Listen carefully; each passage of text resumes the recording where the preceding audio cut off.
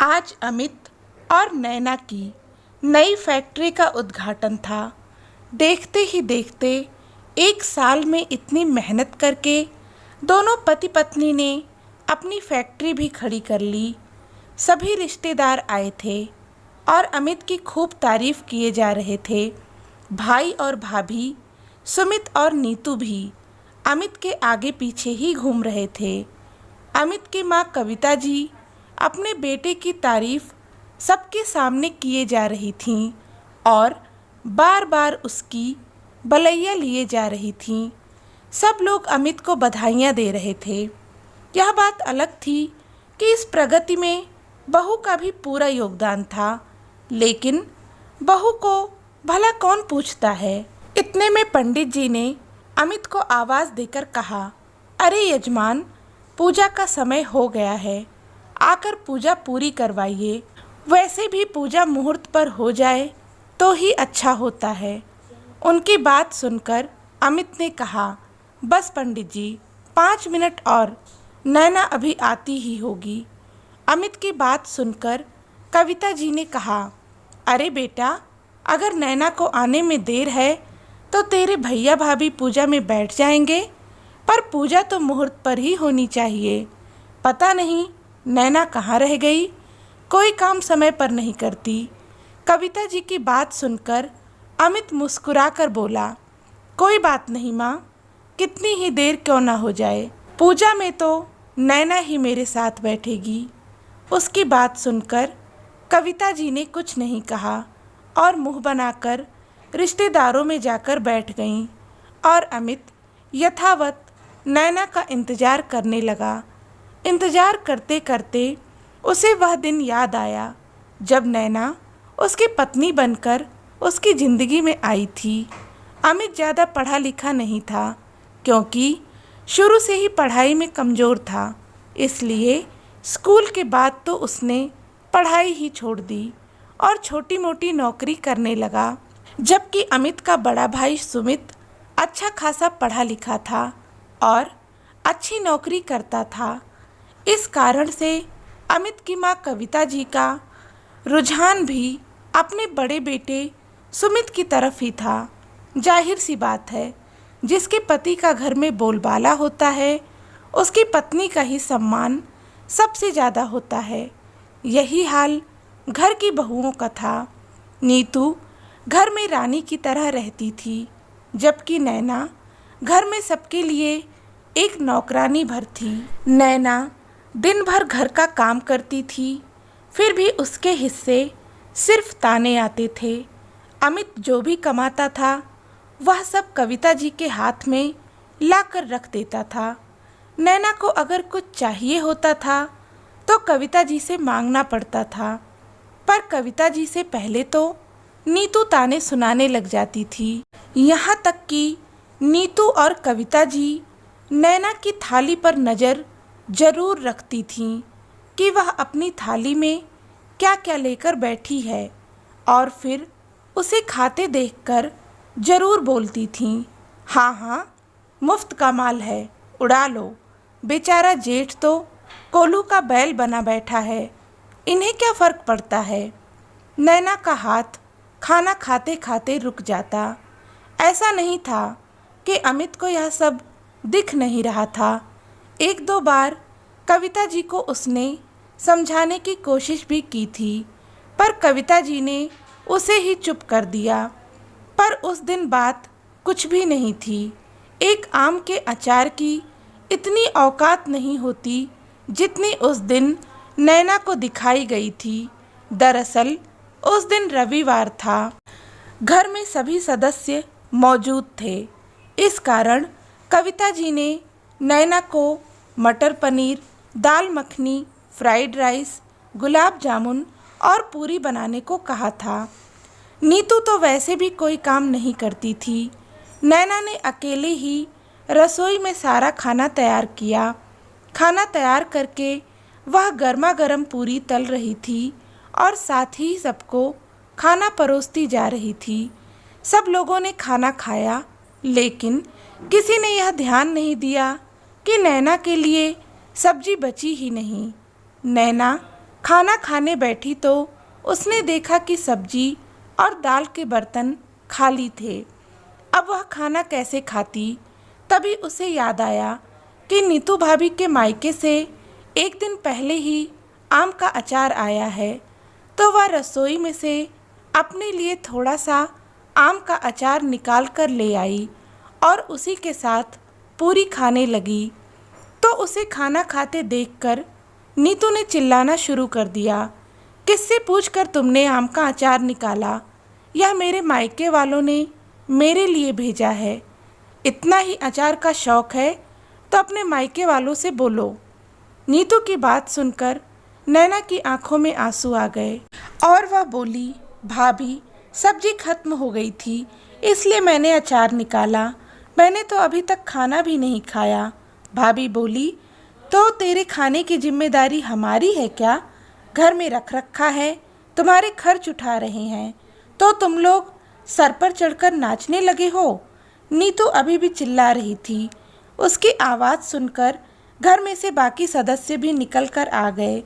कविता जी ने भी नीतू का पक्ष लेते हुए कहा, छोटी बहू शर्म आनी चाहिए तुझे। अरे एक आम के अचार की क्या औकात होती है जो तूने उसकी चोरी की? पता नहीं घर में से क्या क्या चुराती होगी। बस माँ जी, बहुत बोल दिया आपने, नैना ने लगभग चिल्लाते हुए कहा। नैना के चिल्लाने की आवाज़ से कुछ पल के लिए माहौल शांत हो गया। फिर नीतू गरजते हुए बोली, तेरी इतनी हिम्मत कि तो हम पर चिल्ला रही है, हमारा खाती है और हमें ही सुना रही है। कहते हुए नीतू थप्पड़ मारने के लिए नैना की तरफ बढ़ी तो उसने उसका हाथ पकड़कर मोड़ दिया। हाथ इतनी ज़ोर से मोड़ा कि नीतू की चीख निकल गई। यह देखकर कविता जी चिल्लाईं, अमित तेरी पत्नी को धक्के देकर बाहर निकाल, अब यह इस घर में रहने लायक नहीं। ठीक है माँ, जैसी आपकी मर्जी। अमित के इतना कहते ही नीतू और कविता जी कुटिल मुस्कान के साथ मुस्काईं। नैना अमित की तरफ देखने लगी।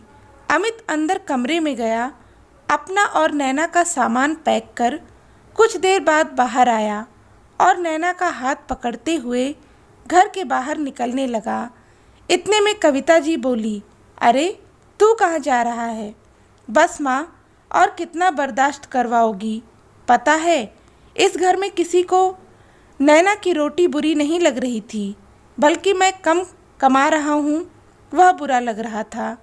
अगर आज मेरी कमाई भी अच्छी होती तो मेरी पत्नी को इतना कुछ सुनना नहीं पड़ता। सारा काम वह करती है पर ताने भी उसी के हिस्से में आते हैं। इसलिए अब आप चैन से रहो और हमें भी चैन से रहने दो, इसलिए मैं घर छोड़कर जा रहा हूँ। कहता हुआ अमित घर से बाहर निकल गया। किसी ने उसे रोकने की कोशिश भी नहीं की।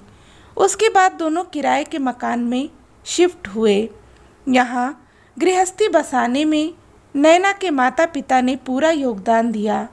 कुछ दिनों बाद नैना और अमित ने हिम्मत कर लोन लिया और एक छोटी सी टाई और डाई का काम शुरू किया।